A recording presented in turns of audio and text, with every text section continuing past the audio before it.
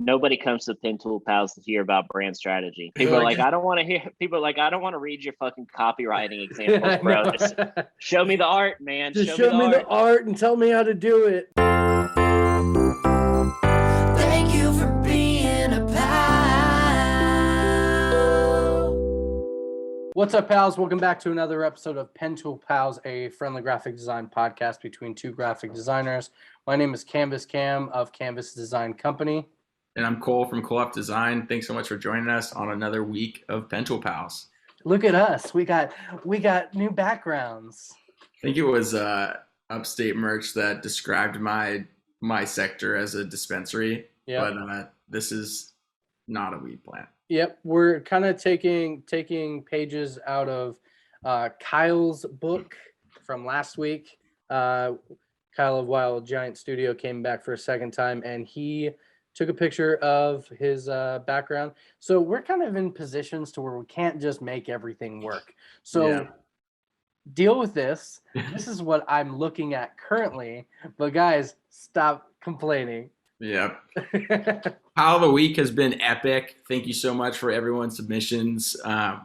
Wild Viking Studio, that was an epic illustration of the two shark cards. So sick. Super cool. If you're watching this and want to get involved with Pentool Pals, the best way to do it is to be creating some sort of Pal of the Week illustration. This is totally up to your imagination. But while you are listening to this podcast and have some free time, maybe bust out your sketchbook and start creating a little something. And if you post and tag us, you could be next week's Pal of the Week. And we'll throw it on the show. And we'll show a little spotlight on the show. Hey, just crank something out for us real quick. It could just be like a fish. And you could throw Pentool Pals on it and we'll share it. Yep. Yeah. We should start giving them like what's it called? Challenges. Oh, give them like a mashup. Mash up this and this. Yeah. Boom. Like if you create a skull with a pen tool through the skull. That's it. Hey, do that one. I want to see that. Or a fish. Or a fish with a skull. With a pen tool in its eye. In its eye. There you go. This week, I'm rocking my new Never Made hat. Shout out to Cisco from Never Made.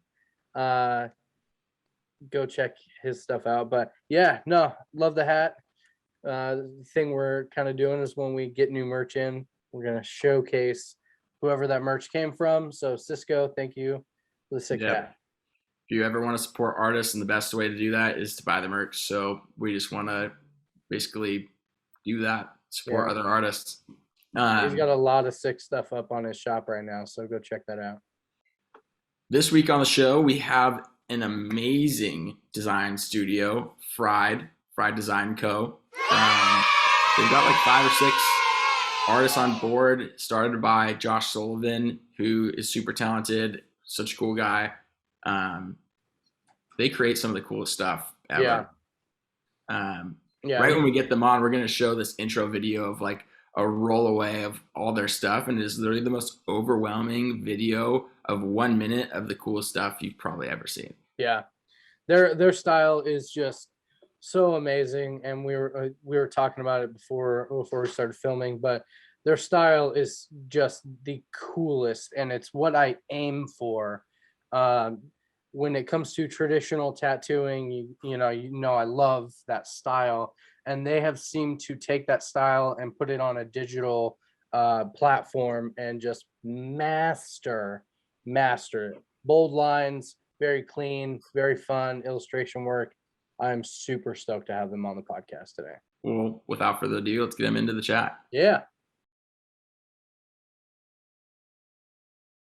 Josh, I'm completely obsessed with your 2020 reel of like all your stuff, and you and probably your acting debut of whatnot. So I would love it if we could just share it like right before we get started, and then like kind of watch it through, and then we can kind of just roll right into it. Is that cool with you guys?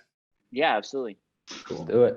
We usually don't start like this. This is exciting.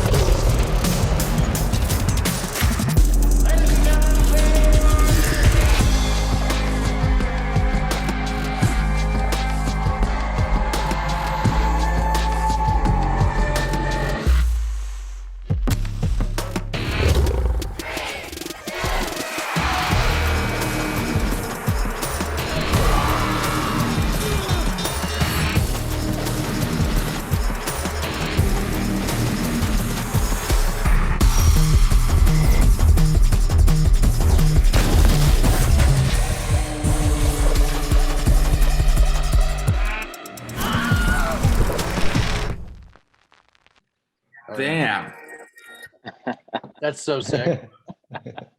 I'm glad I you don't guys know like what it. could be a better intro than like what you guys had already created for yourself. You know what I mean? So, I'm glad you like it. and Hell that, yeah. was that, you have your acting experience before this video, Josh, or was this kind of the start of it all? No, that's probably the first one that I've debuted in. Brian is in that one too, actually. Nice. Oh yeah. Yeah, he's the sandwich Sleuth. the sandwich sleuth over there. Hell yeah.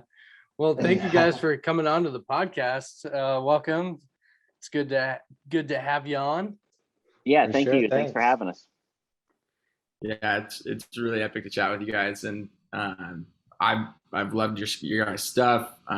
Super jealous of basically what you've created. Mainly, I feel like so many designers in general, you start with either a clothing brand, and then like their dream is always to create a bar for themselves. At least that's just me speaking freely here.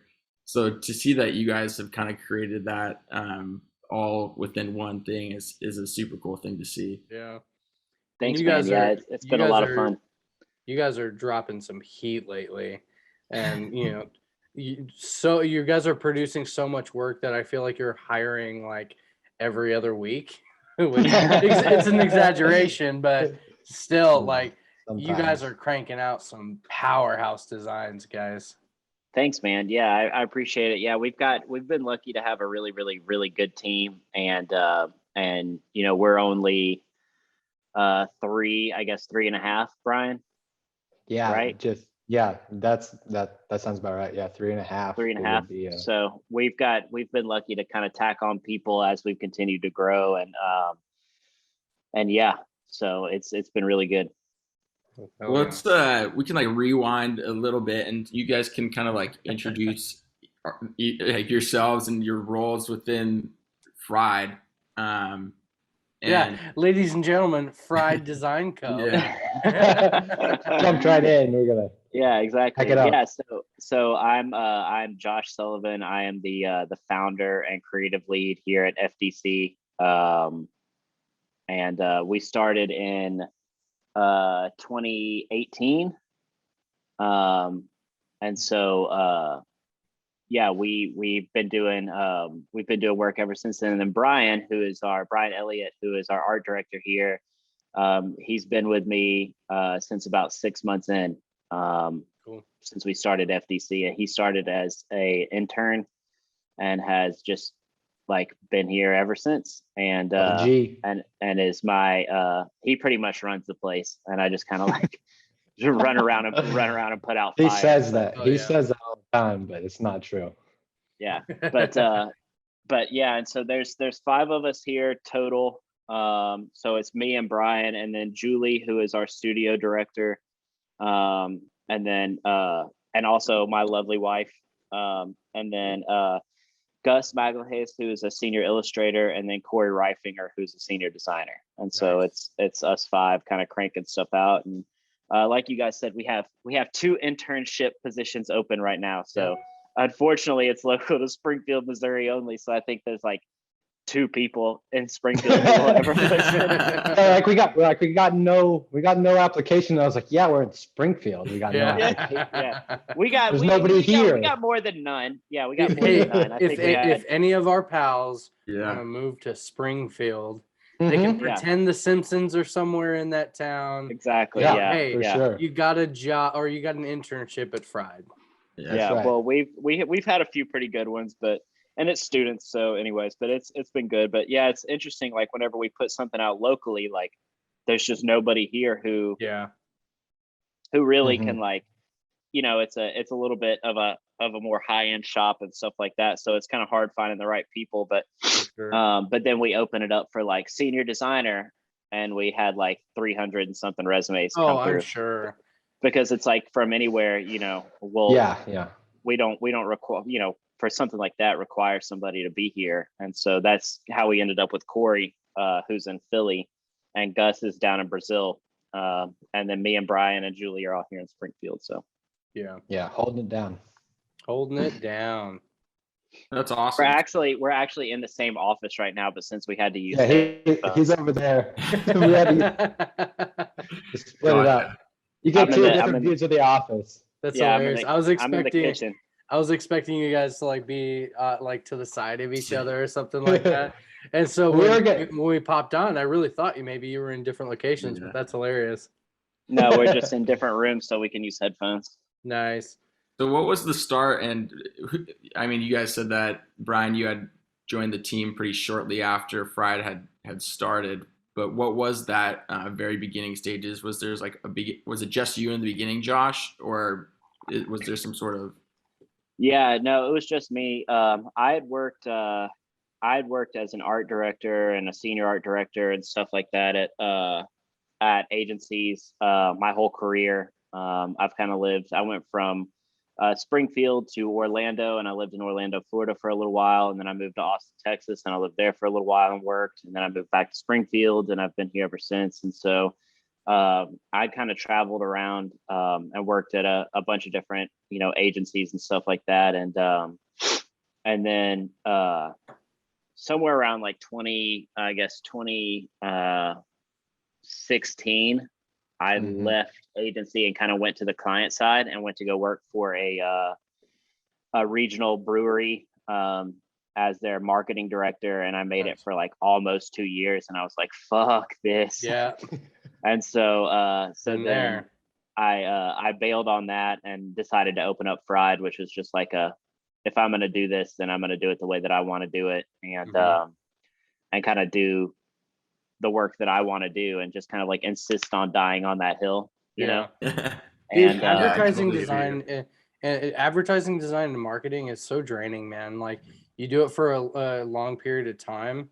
And if you're an illustrator and, like a logo designer and stuff like that, it is so like ass backwards. Like I did the same thing for 4 years for a big company. And by the end of the 4 years, I was like pulling out my hair. Like I got to get the hell out of here. I can do some marketing, but I can't do it solely for 9 hours a day working for a bigger company. I had to do my own thing. So I feel you, bro. Yeah. And so that's kind of how it ended out. And so I started up FDC as like a kind of like a middle finger to everybody of like, fuck it, I'm just going to do this thing. And then it more or less, it actually just kind of took off like from day one. And then, like I said, I was actually in like we have a local kind of like creatives organization here in Springfield called Springfield Creatives that like puts on, it's like an ad club type thing. Cool. But they were running a mentorship program, and that's where I got paired up with Brian whenever he was like a sophomore or in college. It was my first year at Missouri State. Okay. Yeah. And so that's how we got paired up. And then I was running FDC for about 6 months, and I was like, I got to get an intern or somebody to like take the pressure off. And Brian came in one day with he had designed out his entire resume as like a beer label, and like done it on the bottle and everything. And he just kind of came in and like, he just kind of like came in and put it's in the office somewhere. Yeah. No shit. Cool Hell yeah. And I keep it as like a token of appreciation, but he kind of just came in and like put it on my desk and was like, I fucking work here now. And I was like, okay, tight. This is pretty long ago, but you can see like my name and shit. And then I got like all my. Oh, that's epic. This is several years old, but the idea is there. So, anyway, that was kind of the start of the relationship. That's so cool. For creatives, but I knew Josh was doing a ton of brewery stuff, so I was like, how do I set myself apart here and kind of make myself, even though he knew who I was like, I have to kind of do something to make sure he knows that like I'm serious about this. So yeah, that's really cool. I would have hired him anyways. He wanted the job, but it's always about going above and beyond, right? Yeah, exactly. There's a really cool segment on Lincoln. I blanked it out. Yeah. Sorry, I just blanked out. But there was a really cool segment when Lincoln was hiring from there was a segment on the Chop Up, and they were showing all these resumes that came into Lincoln. They were kind of doing like a pick apart of what was getting their attention and what wasn't. and they're just saying like a lot of these physical assets that were like boxed up and prepared nicely were the ones that kind of separated themselves from the pack. So it's cool to see that you did something in that vein, and that's what caught Josh's attention. But like you said, you probably would have hired him anyways. That's hilarious. He was so desperate at that point for help, he would have taken anybody. Yeah. I wouldn't have taken anybody. Not at all. Wait, that's the thing about Fried specifically. It's like the people who come to work here are like real specific fits, and so it just, I knew Brian as a pal, and so I was like, you know what, this shit'll work. Let's rock and roll with this, and it ended up being one of the best decisions I've ever made. That's reassuring to hear, because like right now I'm in a position, I've been doing canvas for a while, but like stepped away from my day job for over 2 years now. But I'm in the position right now where I've been considering bringing on an intern to help my stress. And so that is, you saying that is making me feel a lot better about, because that's a scary thing, bringing someone on, because then you got to, start paying them, and you got to make sure that your bills are paid, but also you're making enough. So that's reassuring. Yeah, there's always risk involved. Yeah, there definitely is. Yeah. I mean, that's kind of like the whole question, really. I mean, there's like two big moves when it comes to freelancing in general. It's like the move from your agency to doing it on your own, right? And then from doing it on your own to bringing in somebody to create your own agency. It's like the ever evolving cycle. Yeah. But those questions are really like, what are those segments that say, okay, am I ready for this? And it's usually, either one, you have too much work and you're stressed out. You can't take time for yourself. People are saying yes too easily to your price point. Yeah. And so like all these things, you start raising your price, and you still are getting that same demand, and you're still getting consistent work. It might be time to build out and get that Brian next to you. Yeah. Well, I mean, we're still having those debates every day in the office. Like, okay, so what do we bring on interns? Oh, do we need another full-time designer? Like that, those questions almost seem like they never end, honestly. Yeah. Like the more you grow, the more you're like, do we grow more or do we keep it? It's just you're always making those decisions. So yeah. Now, what is your creative briefs like? Do you all jump? I mean, I know some of you are in different locations, but when you get one project, do you just hand one off to one designer, or do you all kind of tackle it as a whole? Like for beer labels, for example, you go, okay, Brian, you do this part, and then intern, I need you to do some market research in this area. How does that look for you guys? I mean, I want to say that's probably the best question I've ever asked on this podcast, by the way. I was gonna say that's a good question. That's a good question. No, it depends on the project. We always say that typically, like our absolute best work that we ever do, like everybody in the office touches at some point, and that's pretty much the case for everything. Everybody definitely has their own strengths, in very specific like ways, and we just kind of try and make sure that we show a breadth of style, and then kind of execute against that. So, like right now we have a local project for a coffee shop that will more than likely like probably just stay with Brian, and then he might kick out like some like badges or something to Corey, or maybe some spot illustrations to Gus. But generally speaking, like that's probably going to stay in his wheelhouse. Okay. I think I don't know. I haven't talked We're figuring that out as it goes. We're fine. Yeah, we were actually supposed to meet about that before this podcast, and we did not do it. So, but then we have other projects. Like we're working on a massive brewery project right now out of the Northeast, where like that's gonna have. I mean, that has. It's already. That has everybody on it. Daily basis, yeah. So, and Crazy. That's Julie as well. And Gus is doing the illustration work, and then I'll do the label layout work, and then Corey's doing badges and more label work and other packaging and point of sale stuff, and Brian is doing layout and labels and packaging and merch stuff, and so presentations and just getting stuff lined out. And but everybody, at one time generally has like, 4 or 5 projects kind of running through their desks at the same time. Yeah. So we run it pretty hot and heavy kind of coming through here. We're pretty busy all the time. Nice. What do you think of the difference of people working in the same spot, like, especially in a creative space versus doing it freelance or having them, in a different state or whatnot?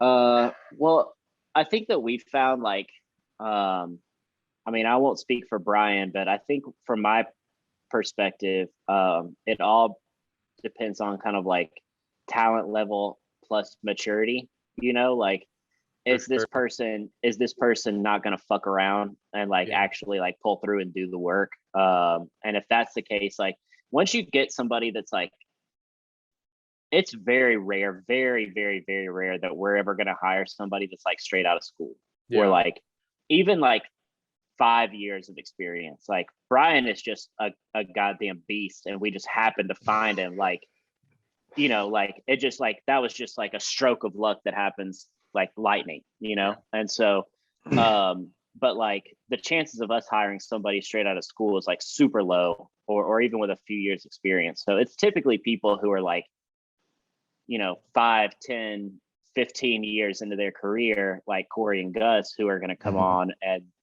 they're pros like on every level, so they could go work anywhere they want to. They just wanted to come work here. And so, That's cool. so like with those guys, we don't have to worry. Like we're on Slack all day. We have meetings. We're on video chat. We're all going back and forth. And, and there's a lot of like shared interests and shared, like just culturally relevant type shit. Everybody's design nerds kind of like fundamentally. So nobody wants to like, and we're all pretty competitive too, is the other thing. So like everybody's kind of always trying to like, have their, we're always trying to outdo each other. Yeah, and so internally and externally. I also feel like just in like, with technology like Zoom and Google, whatever, like there's really no excuse to not like be able to stay connected and have the conversations you need to have about projects. Like we're always talking, we're always communicating, and like everybody's generally always on the same page. And we've really not found it to be a problem at all, honestly. Now with like the interns and stuff that we're hiring, like we'll want those people here because they're going to have to get like some kind of like hands-on training, but it's like production level design work. And then the other one is pretty much working in the print shop, pulling screens. So like, there's not a lot of opportunity to have those people from somewhere else, but we still get people who are like from, in Argentina or something. We got one today that's like awesome. And, like sent us their stuff and was like, yeah, I'll come to Springfield. And it's like, you don't want to do that, man. You don't know what you're saying. Yeah. Shit like that reminds me of, is it Jordy from Lincoln? He like moved from France. Mighty Short. Mighty Short. He moved from France and shit. Showed up. I remember Dan saying, he's like, yeah, man, if you show up, and I guess like a week later he was on their doorstep, and I was like, whoa, like way to fucking pack up your life and go after, like, literally go after your dreams at that point. Yeah, dude. One thing I think is so cool about Fried is the clients you guys take on. Like it's always something that's just so like down my wheel, like what I would love to create on a daily basis, whether it's cannabis packaging or beer labels, or you guys have your own bar, apparel. You guys just have like a super condensed like coolness to what you are producing. And I also think that's just subject to what you guys must enjoy creating as well. Like how are you guys getting those clients to come through the door, or is it just kind of like once the portfolio happen, like they just kind of see that and keep pushing towards it? It's not really by accident. It's kind of what we talk about this all the time, is about like we try to go out and get the work that we want, and we try to show the work that we want to get. And we've obviously, as you can see by our work, our work typically pushes buttons and kind of is a little bit edgier, and not everybody wants that. So the people who are, we're not going to get those clients like banks and stuff, because it's not like what we do isn't going to reflect well on their business. So Of course. it's kind of like there's two sides of it. And like what Josh, we always say, we kind of specialize in vice is kind of like our thing. So we're always pushing to do, more beer work, more cannabis work, more restaurant hospitality. And like, it's just kind of like a cycle. Like you try to get the work that you want, and you show that work, and then you get more of that work. Yeah, of course. It doesn't always work that way, but that's the goal. Yeah, and it's so attractive too, because again, we're design nerds, so I feel like Cole and I were so like kind of widespread on what styles that people come to us for. But I look at your guys' stuff, and I'm just like, because I'm a traditional tattoo guy, and I look at a lot of your work and I see elements of traditional tattooing, thick lines and stuff like that. I'm so attracted to it. And I've talked to John Bannon about this too.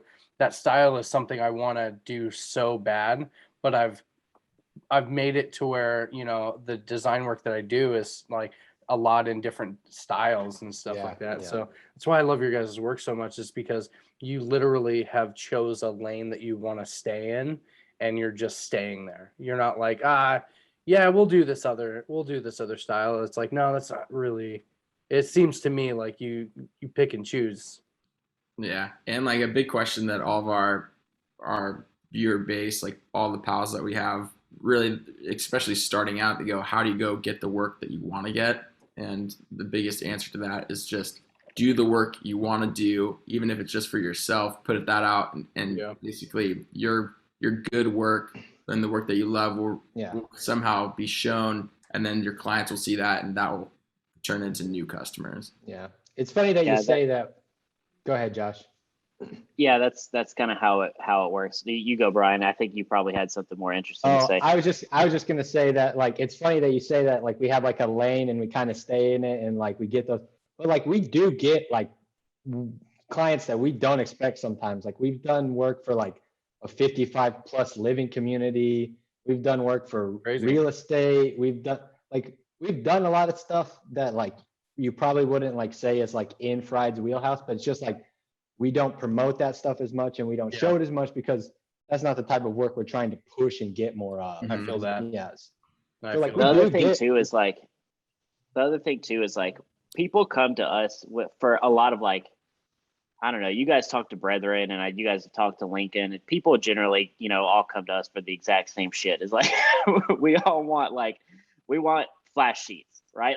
Okay, cool. And so or graphics kits or whatever you want to call them, and so we try and like niche out with doing that, but like going a little bit deeper into brand strategy and all that kind of stuff too. So which we go super deep into that, but we just don't really show it. It's just kind of expected that like that's just the work that we do. And so with that being said, kind of like what you guys mentioned is like, it's weird because by the time somebody like gets to us of like, hey, we want to work with FDC on this, like they end up being like really well like qualified clients, and they don't like have a lot of changes to shit. Like there's not a like big edits or this is all wrong or you guys didn't get it, because they want what we're gonna like what we do. And so, and it's interesting because like we've done so much work in cannabis and alcohol and lifestyle and restaurants or whatever, that like we just had one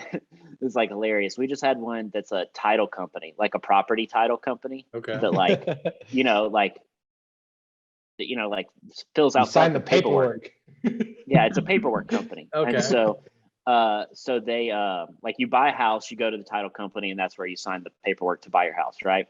Mm-hmm. So they came to us and they were like, well, we want to rebrand. And I was like, why? Yeah. What? I was like, why are you calling us? But that's what they wanted. It's like they wanted to be like something fun and poppy and edgy and more youthful and young. And they also wanted it like kind of slightly Top Gun themed. And so the name of the company is Maverick. And so we were like, all right, tight, we can do something. And so like, that's fun. So we get those like more corporate-y kind of clients like that aren't traditionally the kind of stuff that we would hunt out. But you know, once somebody comes to us like that and they're like, hey, no, we want you guys to do your thing, and it doesn't, you know, we can make anything. It's just as fun for us to do something like that as it is to do a beer label or whatever. It just it's just a little bit different. We can make anything fun as long as the client trust is there. So yeah, for sure.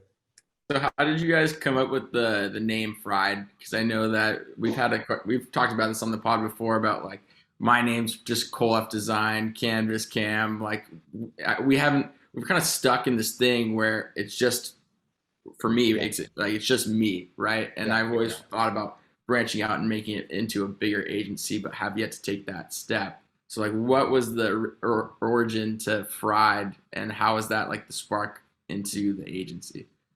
Yeah, so like whenever I started Fried, I already knew that I didn't want it to be just me. Like it was never like I'm gonna go be a freelancer thing. It was, I'm gonna be a design shop. I want to have a design shop. And we've kind of accomplished that goal. Like we'll never grow Fried past more like 6 or 7 people. Like it just won't, that's just not what this business model is and what any of us want out of that. And so whenever I started it, I'd initially gone with another name that was kind of an offshoot of Fried, and I got a cease and desist for that. And then I was like, well, fuck you, I'm not changing it. And they sent me another letter that was like, no, fuck you, you are changing it. I was like, oh yeah, no sweat. Yeah, no problem. Yeah. What was it? What was it? We'll take this out if you want to. Oh yeah, I'd rather not talk about it too much anymore. But anyways, so I was like, all right, well, let's just call it Fried, and we really like that. And it was kind of like I don't know, more or less like a reflection. I'm from the like Mississippi Delta originally, and so like I have a lot of roots in kind of the deep South and Southern culture, and you know, very kind of attracted to that lifestyle. And so Fried was kind of a note into that. We do a lot of food work, so a little bit of a nod to that, and then a little bit of a nod to the cannabis work, and a little bit of nod to the booze work. I like it. And it made sense to throw a lightning bolt underneath it. So we were like, you know what, let's just rock and roll with this, and it worked out for us. Oh yeah. I've always loved the name, and especially it for me. I'm just now realizing, because I've been doing Canvas Design Company for a while. It was under a different name, just Canvas Wear, but it's had different things. It was my last name, Creative Design, then it was Canvas Wear, and then I changed it into like a design company, and go from there. But I'm realizing how kind of like at first Canvas was a really cool name, and I still love it. I'm never going to change it. It's me, it's mine. But it's so anticlimactic, and I didn't realize it until now, because we're talking to so many different people with so many different design names. I'm just like, Canvas. Cool. I like it. I think it's good. Thank you. Well, yeah, we went with the Fried thing, and then it just kind of like, it just stuck. I mean, the original name for it was Sullivan Art Direction. So like, that wasn't going to sit around for very long, and that felt like that did feel like a freelancer thing, and I didn't. That's just not that. I didn't ever want that. I never wanted to just be alone. And I also I'm by far and away not the best designer of the group.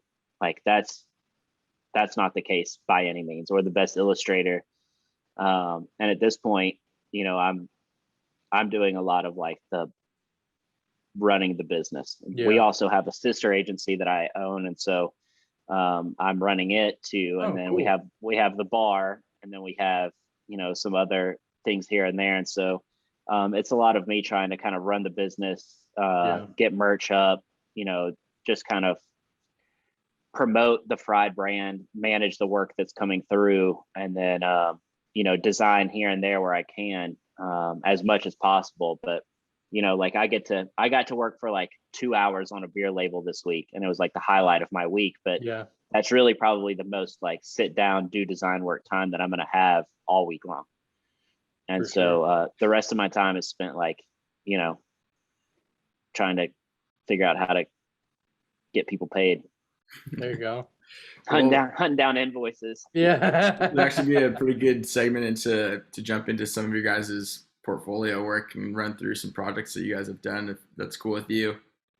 Yeah, absolutely. Do it for sure. Brian, I'll let you take it over for a second if you want. Do you guys want me to run my screen? Yeah, that's Yeah, awesome. we can do that. Okay. Wait, All real quick, Brian. I want to know a Yo, little bit more. I want to know a little bit more about you. What would you like to know? Where'd you start? What's your preferred style? I don't know. What do you like to eat? So I guess I mean when I was in school, I went to Missouri State and got a degree in graphic design, bachelor's degree.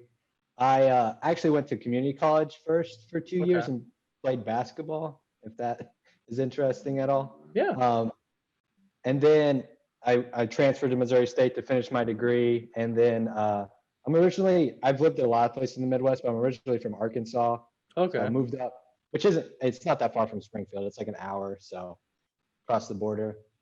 And then I did some odd design jobs while I was in school. Like I worked at a screen printing place for a while, got my teeth, making t-shirts for a long time. And then I did a little bit of work for the university, like working in like the student union. That was kind of like, I guess you could say my first real design job, like working with client briefs and that kind of stuff. But like my first real world design job was Fried, like after school. First, I didn't work anywhere else. Like I've only known the Fried way of doing things. Yeah. And that's the way I want to keep it. That's cool, dude. And then, I mean, just big fan of Indian food. So anything that's like ethnic, I'm down for. Indian, Ethiopian, Thai, as my go-tos. So you and I would get along very well because my go-to is some goat curry from this place called Taste of India here in town. Nice. But also I'm a huge Thai food fan. I love ramen. Ramen's probably my all-time favorite. Ramen's in there for sure. Yeah. For sure. Hell yeah. And that's pretty much the gist. There's nothing else really. I just work here. I love it. And I love you already. All right. Beautiful. Boom. Can you see my screen? Sure Yeah. can. Great. I love your guys' website, by the way. It's so well put together, and it's so next I level. have so many little trinkets sprinkled in to like just. It's really, really well done. Yeah. Oh, thank you. Yeah. It's one of our favorite little things. Yeah. Hell yeah. It's actually all built in house. We built it ourselves. So. Oh, very cool. Super impressive. Yeah. We Just like share this a little love for your yellow skull mascot. Yeah, this guy, the little cheers guy. Perfectly like arched right in the breaks. You guys have the alligator at the bottom too. So cool. That little animation is sick. Yeah. Lots of fun little nuggets in there. Yeah. Yeah, we share the same love for yellow. All canvas is branded to. It's a different shade of kind of like a mustard yellow and all that stuff, but yeah. Very nice. Yeah, we big yellow fans over here. We tried to tack on the pink for a little while, but Gus kept telling us that it looked like a Blink-182 concert anytime. Yes. Hey, we got it. We still got it like on the hovers and stuff. I like Gus finally put his goddamn foot down so many times that he was like, guys, like that's no more pink. So it's like it can be a little aggressive sometimes. I got a little heavy-handed with the pink. That's on me. That's fine. I like it. I do like the pink cover though. Yeah, it's just a little touches here and there, Yeah. Do you guys want to share the Sleepaway project? Oh, for sure. Absolutely. All right. Josh, you want to talk through it a little bit? Or you guys, how do you guys want us to do this? I don't know. No, just however you Okay. Yeah. Cool. So Sweet Boys was kind of like born out of fucking disaster, to be honest with you. So we had done a lot of work for a bar in this exact same space that was called Scotch and Soda. It's actually on our website too, but it was like a really high-end Scotch bar. Okay. That me and one of my best buddies had worked together on for years and years, and it was about 8 years old. And finally, he was like, "Hey, let's bring you on as a partner in the bar." And we had this idea to move it and to make it like even a more high end kind of place. Yeah. And then that was like, we had the brand designed, the new brand designed, we had the new lease ready to go, we had all the architectural stuff. And then like a week later, COVID hit. And we were like, oh, this bar is never going to work anymore. And so we were kind of like sitting in the old space that we had already started like kind of ripping apart and just drunk as shit. And we were like, what are we gonna do now? And we were like, well, what if we just stayed here and opened a dive bar, right? Yeah. And that's kind of, we loved the idea, and we just kind of started running with it. And our like close friend group here in Springfield, Brian included, and like some of, kind of all the homies have always just kind of referred to ourselves as sweet boys, like, oh, he's a sweet boy. It's just like a term that we've always used for like identifying somebody who's like, cool. Yeah. And so I say that to my dogs. And so that works. Yeah, exactly. And so we were like, well, let's just call it Sweet Boys. And so we did, and we kind of built this brand that was supposed to be, we wanted it to be dark and kind of spooky, and have a little kind of like a little bit of tiki feel, but not too much. We really kind of wanted to make it like just this weird kind of neighborhood place. So it's open 365 days a year. It opens at noon until bar close, and it's now the busiest bar like in town. So great. It absolutely crushes. We're super proud of it. But the project itself to do was super fun. And so this is another one, for instance, that like me and Brian and Gus all worked on. And so this was before Corey started, but now Corey's even like come on to do new work for Sweet Boys. So like some of the newer stuff on our Instagram, we haven't updated it on our website yet, but some of the newer stuff on Instagram he did, and it started to kind of like have a lot of fun with some of the stuff that you guys shared, like the new merch stuff that you guys shared on your Instagram. That's all Corey's work mixed with Gus's illustration. So like he took some of the like the little sweet devil there with the broken heart and the and the Mai Tai glass and stuff like that. He took all of that and then like reformatted into these new kind of Corey-ish badges, Yeah. And so it's been pretty rad to kind of see that come to life. But do a lot of merch. The Sweet Boy Devil. Gus. So my whole idea was like, hey, let's try and give it like that, the little like red hot devil, like the classic tattoo. I was like, I want to do something with that kind of like that type of character, but make it more unique and a little bit more us, and a little bit more like kind of put him in these different positions to like really fuck shit up. And and we've had a lot of fun with honestly, that. So one of my favorite like mascot characters of all time. I love his little beer belly. Yeah, he's got a beer belly. Just stuff like that, where we've managed to like, the one that's over there on the right, like the bottom right, that says "This party ends in hell." Like, we've had a lot of fun, like poking fun at the community. So like, there's a street preacher who like comes downtown to like downtown Springfield and like posts up and like stands on a soapbox with like a Marshall amp and a microphone and tells everybody that they suck and they're all going to hell. And that's so awesome. So people fuck with him all the time. And like I would. And he's a asshole. And so he would like, he loves our bar because it's like, because we have like the biggest degenerates in the world come to our bar, and lives in this bar. Yeah, and that's what we like it. I mean, we love it that way. It's a real shithole. And I would fuck with him. I would fuck with him so hard, dude.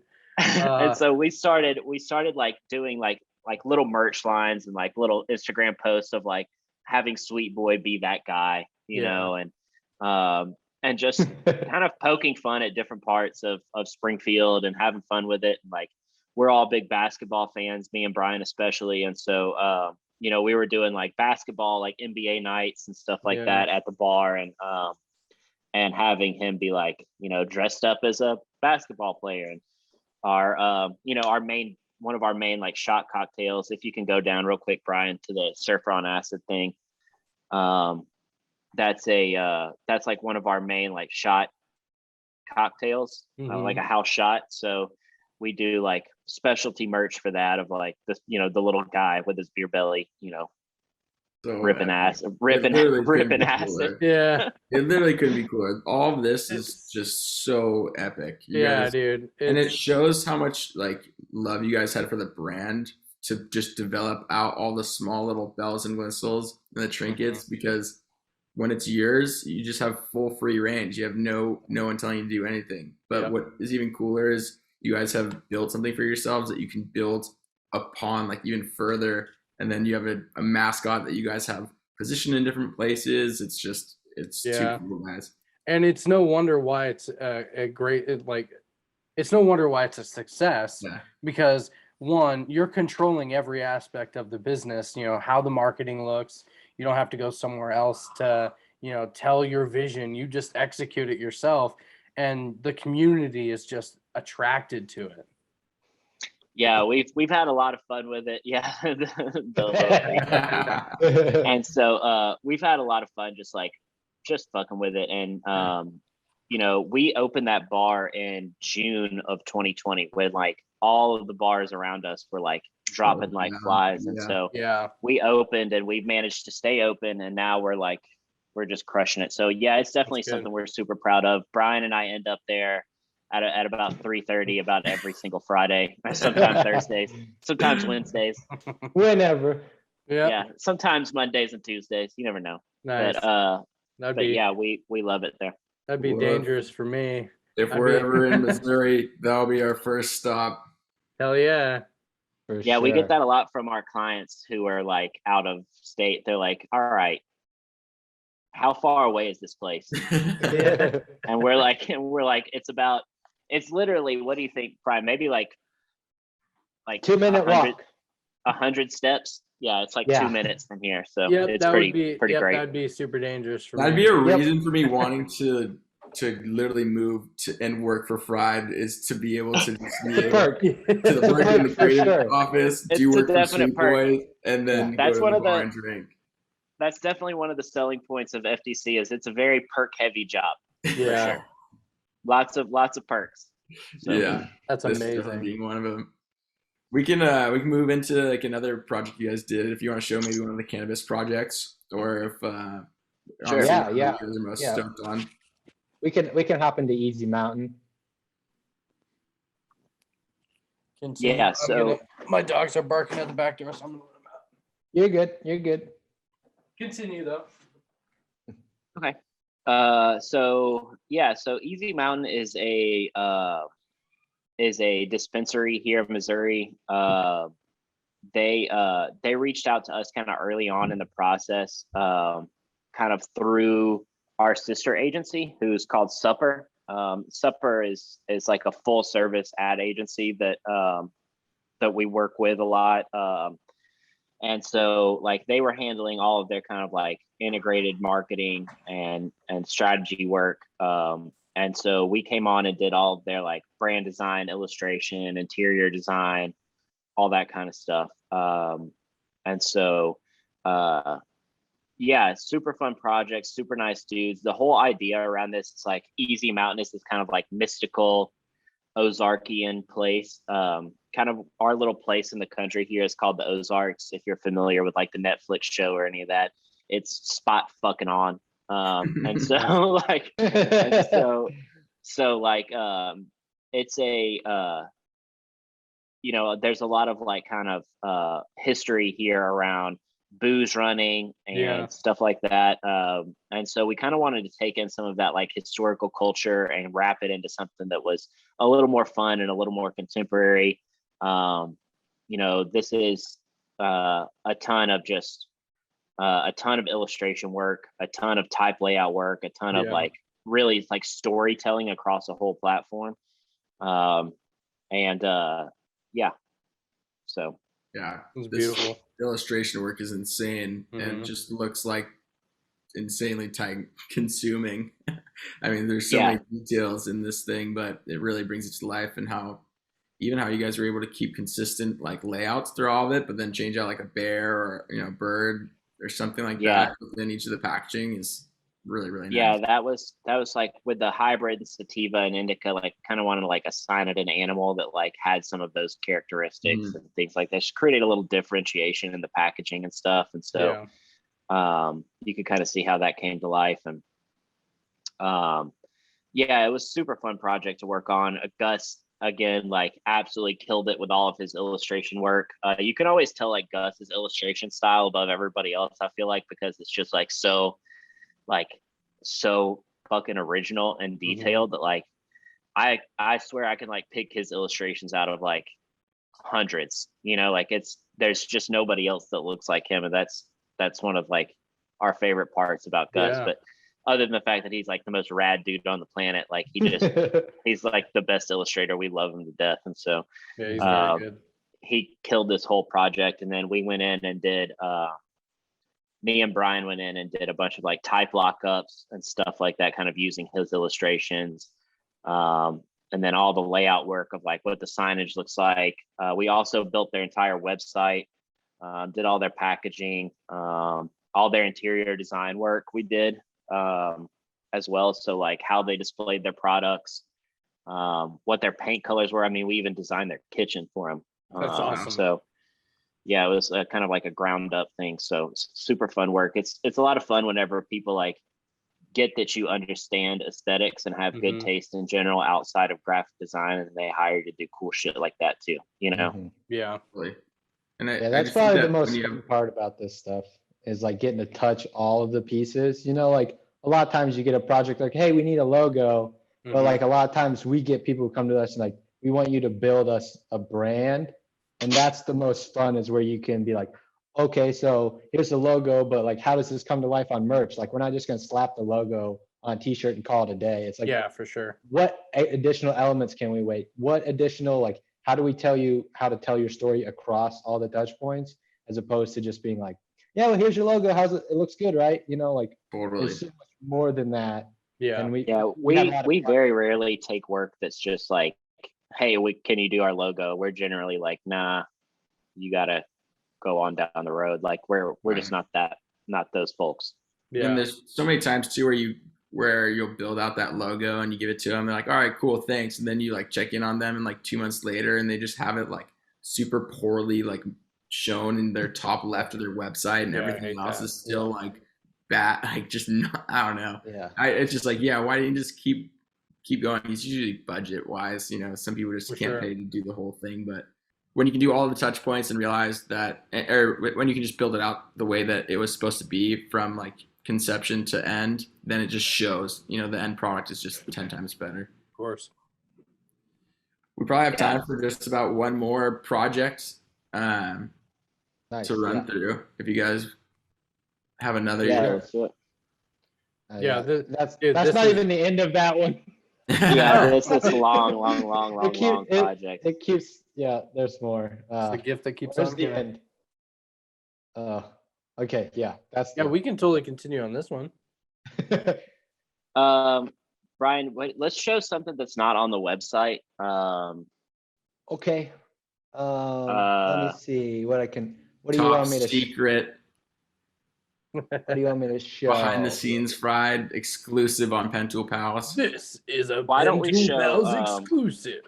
Why don't we show some of the brand jelly stuff? Because that was like the first like big brand project that we did once Corey came on. Okay. And Corey's definitely already put his mark on the company. And so I think it'd be fun to kind of show some of that. Can you just pull up that PDF or something, Brian? Yeah, it's loading for me. It's a big boy. It's a big boy. Let me make sure I'm on the right one. There's so many presentations, I have to make sure it's the correct one. Okay, I think we're on the right one. Josh, do you want me to skip past all the upfront work? Yeah, all the strategy stuff. Yeah, Yeah, you can skip over all that. will do. Nobody comes to Pentool Pals to hear about brand strategy. People are like, I don't want to hear. People are like, I don't want to read your fucking copywriting examples, bro. Just show me the art, man. Just show me the art and tell me how to do it. All right. Can you guys see this? Yeah. All right, cool. Yeah, you can go on down. Rebel Soul. So just like a brief overview, this is like the this company is a custom sticker company. And we worked with them for like, what would you say, Josh, like 5 or 6 months to get to this point. We went back and forth several times with them, and then Corey kind of hopped in and did his take, and that's kind of where they eventually landed. And that's kind of, but they're just trying to set themselves apart a little bit in like the custom sticker game. So Gotcha. this is the brand mark that they ended up going with, which has a couple variations on it. Kind of showing their color palettes here. Cool. Some of their typography that they'll be using. You see a couple different versions here. Custom word mark with the little drop shadow outline. Kind of more of a flat version. Some monograms, and then this kind of, they really wanted to make sure that they had like several different ways they could use this. Yeah. Horizontal, vertical, so giving them some different options there. Give them some more complete logo pieces that, you know, incorporate other elements. I think they ended up killing that BJ monogram mark. They might have, yeah, that might have gotten dropped in the end. Gotcha. Ooh, these are really nice. Yeah, these are sick. The big thing for them is since they're a sticker company, they have to have, we wanted to give them a lot of variety of different like brand marks so they could produce lots of, you know, sample packs and stuff. So they're not just reproducing the same logo over and over. Mm-hmm. We wanted to give them lots of options so they could, you know, when they send somebody a sample pack, it has a bunch of different graphics and unique pieces for them. Definitely, it's important to be mindful about that kind of stuff too, because your representation is everything, especially if someone is coming to you and they don't know necessarily how to, you know, run a brand or something like that. There's only so much, like, you know, someone who has a sticker company is going to know about, you know, putting out marketing material. Yeah, for sure. And Some then we really kind of nice marks here. I especially love the tongue coming out of the speaker. Oh, sick! I didn't even realize that. That's and that negative space in the arm of the rat. Yeah, really nice. Mm-hmm. Yeah, so this is all Corey's kind of icon. This is kind of showcasing Corey's muscles here, you know, making those like really simple yet, you know, powerful marks, and then, you know, combining them with words and making these badges for all kinds of different use cases, you know, on the website, or again, stickers, because they make stickers. So these are so cool. These are really cool, man. Yeah, had a lot of fun showing these off and kind of giving them lots of ideas they can use this stuff for.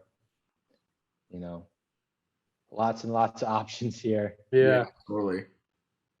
We do a lot of like copywriting and stuff here too. So wrote like you know, all the stuff that we skipped up front was like all the strategy work and like voice and tone examples and how to write in that voice. And then we just did like a ton of like little taglines for them to use, and you can see how that comes to life kind of next.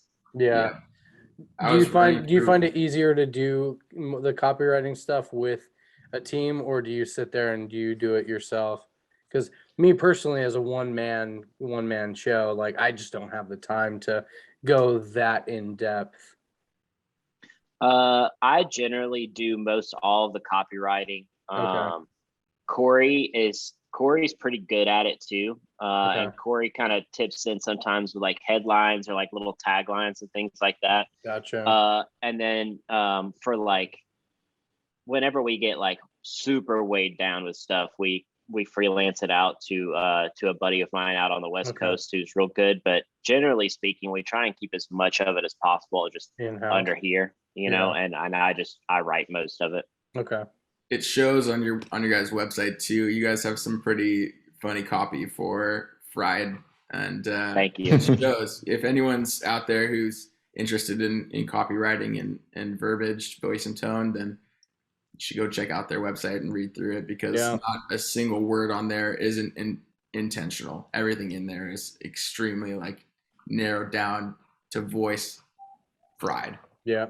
Yeah, that's what we were going for, and that writing that website is like super easy for me because it's it's like such a reflection of what we've built. So that tone of voice is like my tone of voice, right? Like it's super easy to just dive into that. Some of the other ones that we do aren't always that easy, you know, because you kind of got to pull yourself out and put your voice back in, you know, wear a different hat. For sure. But yeah.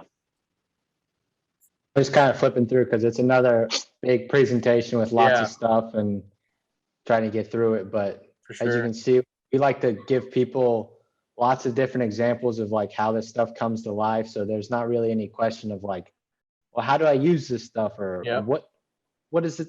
What's this going to look like in the real world? Like we want to make sure that it's pretty bulletproof once it goes out the door, and people are like, okay, I get it. It makes sense. I like that. Yeah, and I also think that this is what creates a portfolio piece to just really stick out, is when you can see it in the physical. Really, really nice. Yeah, it's very nice. Yeah, so this is one that we don't have up on our website yet. We're doing like, it seems like we did like everything up on the website in 2020, and then 2021 went by and we're like, oh shit, remember that website that we built? I mean, a lot of the projects, like you guys said, it seems like we're putting stuff out all the time, but we have probably, what would you say, Josh, like 5 or 6 projects that we can't even show right now because they're like not released or NDAs, and there's just a lot of stuff like that where we legitimately can't show it. So yeah, it's painful because the work that everybody sees, like we throw up on Instagram, are like the little projects. Like we're gonna post one here, you know, probably like as soon as I'm done with this, I'll have to get everything together for like a company called KC Golf that makes like golf head covers, you know. Okay. And but like that was like a one-off like project that's super cool, but you know, that like came through here super fast, and we can go ahead and show that work. But like all like the big, huge, like what I feel like is like our absolute, you know, skull crushing best work, we've literally been working on like 5 projects for the last year and just can't show any of it yet because we're like, they're big projects and they take that long to do, and they're for big clients. And so finally, like we're at this stage where like we used to have a super active Instagram where like I was trying to post something kind of, you know, super regularly. And now I'm just like, hey, if we have something, I'll post it, I guess. But it's tough. You know, Instagram is that weird place where like I love it and it drives me fucking crazy at the same time, you know. I'm right there with you. But because we get quite a bit of work through it too, you know. And so yeah, all the awesome big, you know, crazy stuff that Brian and I have been banging our heads against a wall for the last year. We're almost across the finish line, like on most some of them though. So some of them will be a long time from now. But. Yeah, we talked about it on the pod too, where it's just like when business is good and you're really busy, like the last thing you're trying to do is like update your portfolio. You know, you're just getting your work done that's on your plate, and that just seems to be the, you know, constant. It's a good problem to have, I guess. Right. Yeah. I mean, if the business keeps coming in, then I guess what's the real need to, you know, update your portfolio if, you know, that's kind of what's already working for you. But for me, I think for us, it's anyways, it's like we want to keep getting the work that we want, not just what like falls in through the door, you know? So like, we could definitely do that, but we'd end up doing a shitload of stuff that we're just doing for the money, and that's not really what any of us are here for, you know. So Obviously we're all graphic designers. None of us are looking to get rich off of this shit, you know? So Get paid. There's a certain ceiling that we're all gonna hit at some point to where it's like, you know, there's no fame and there's no fortune. It's just this is a love project, and I've deduced it down to this. I have given my life to art and to design because I was never good at anything else but this. that's what I tell people all the time. They're like, "How'd you get into it?" I was like, "Because I wasn't good at anything else." Like, Exactly. I hear the opposite though. Like I'm in it have for a the lot of money. I don't friends- know about you guys. I'm in it for the money. I have a lot of friends in the corporate space, and they're like, "You're so lucky. You have something that you're like good at, or that that you love to do." And I'm like, "Well, you actually played on baseball and football teams, and like, you actually were not on the bench. So like, there's points in that like you guys did that I didn't." But the biggest thing, exactly. the biggest thing that I've gotten from people, especially my my high school reunions coming up, I've been talking to more people lately, which is odd, but they're like, how did you make this work? Like like I'm still doing this other job over here that I hate. And I'm just like, I don't know. I just got out of high school and I kept on drawing and I kept doing this thing, and it turned into this other thing. And I started looking farther into the industry. I started seeing what other people were doing. I started buying books, and one thing after another, it's like I just stumbled upon, this thing that's creating revenue for me, and I'm getting discovered by other people and certain celebrities that hit me up for projects. And it's like, I don't know how I did it. I just kind of stumbled one after another after another. That's kind of how it Going goes, forward. man. Yeah, that's how it goes. And that's what I always tell people is like, it's where I'm sure, like, I think like Draplin has said it. I'm sure everybody's fucking said it. It's like how lucky people are to like be able to do this as a job of like, that's exactly dude, what like said. My dad was a soybean farmer, dude. Like I'm fucking out. I am not doing that. There's zero chance. Like I grew up wading through those goddamn fields, and I'm not like, there's zero chance that I'm going to do that again. And so, we've made a nice little life. Like our studio here is where me and Brian are in separate rooms. Like our studio is like an old loft, and it's literally right underneath us is like one of the best tiki bars. They don't like being called a tiki bar. They're a rum club. Rum club. I like that.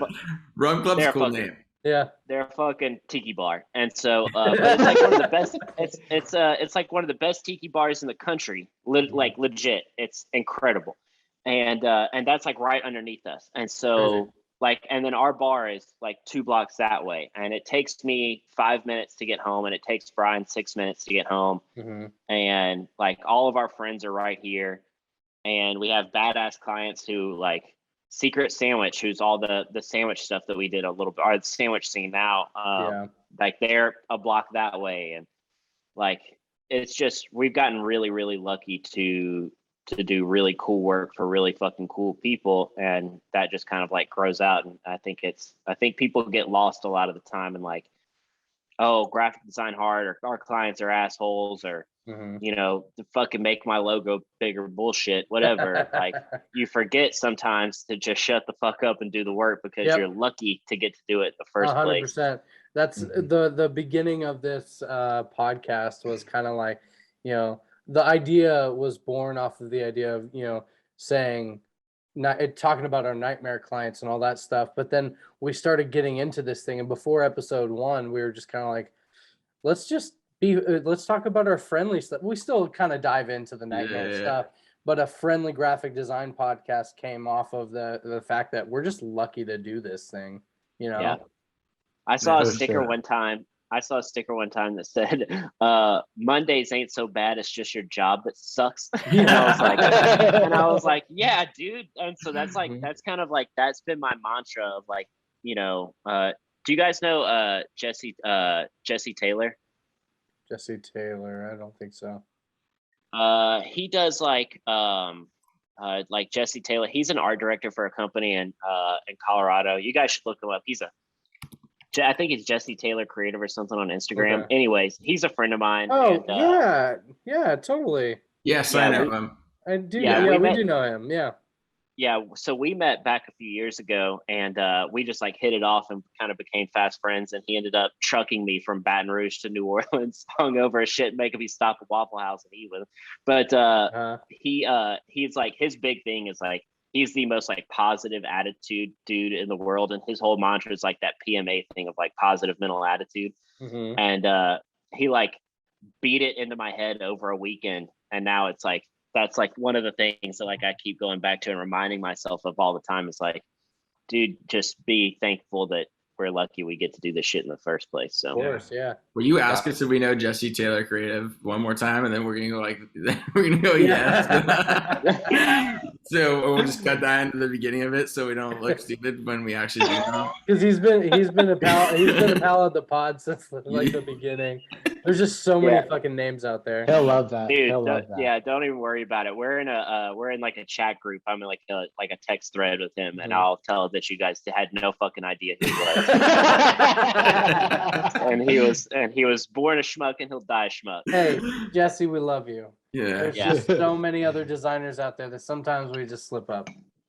Well, No, yeah. he's I honestly he's like. I'm such a visual guy that I honestly know people on Instagram by their profile picture and not by their handle. Like, That's 2020 for you. It's Yeah. real. That's real. Like I do the same exact thing. yeah, he's like the sweetest guy ever. You guys should have him on sometime. He's the Hell best. absolutely. Well, I think that's a good leeway into closing up shop for the day. But before we leave, will you guys just kind of like say who you are, where they can find you, and if you aren't following them already, you should go check them out. Yeah, so you can follow us on Instagram at Fried Design Co. You can find us on our website at frieddesign.co. Where else, Brian? We're on Behance and Facebook and all that kind of shit too. So you can just like look us LinkedIn. up. Oh LinkedIn. yeah, boy, we're Get on on that my LinkedIn. I'm gonna have to talk to you guys on how do you use it for design. Not us. Not us. Don't ask us, dude. I can't figure that shit out at all. Don't Yeah. ask us. No, It's a mystery. It's a mystery, dude. I will post. I'll post something like with like deep meaning and like some real insightful shit, and it'll get like 5 likes, and then I'll just post like an illustration of an alligator or something, and it's like 30 likes. I'm like, Yeah. I'm missing the value of this platform. I don't know. Every time I talk to somebody who's in like advertising and design or whatever, they're like, yeah, man, LinkedIn, underutilized program, really got to get on that, yada, yada, yada. And I've always been like, fuck LinkedIn, because I'm not playing with that shit. But Yeah, seriously. but then, you know, This podcast is sponsored by LinkedIn. LinkedIn. We'll take your money, LinkedIn. yeah. And so, but yeah, if you guys figure it out, you know, maybe write me an email or something. Yeah. Cool. Cole, you're gonna have to figure it out because Cool. I'll never figure that shit out. Yeah, we're good. Sorry, LinkedIn. All right, Thank guys. you both for Well, joining us today. Thanks yeah. for being pals, and For sure. we'll talk to you guys soon. Yeah, thank you for being a Thanks, part, guys. guys. Thanks. Take it easy. Ciao. Thank you for being a pal. Hey pals, thanks for watching. Please make sure to like and subscribe, because if you don't, your pen tool will disappear next week, and you don't want that to happen, do you? So, if you want to watch a couple more episodes, they'll pop up right here, and we'll see you next week on Pentool Pals.